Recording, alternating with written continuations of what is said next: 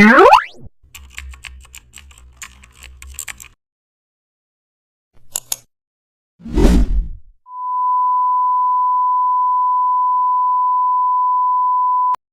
back to the channel, and don't forget to like, share and subscribe for more updates.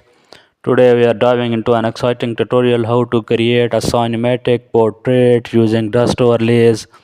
Add a soft gradient behind the subject for depth, and now import dust overlays and set blending modes to the screen.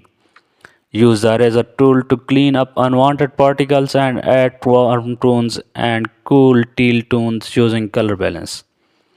Now paint soft highlights along with face edges and add lens flares or bokeh overlays for extra drama. And also apply a vignette around the edges for cinematic framing. Now type your title using a movie style font and add subtle grain for film textures and adjust curves to control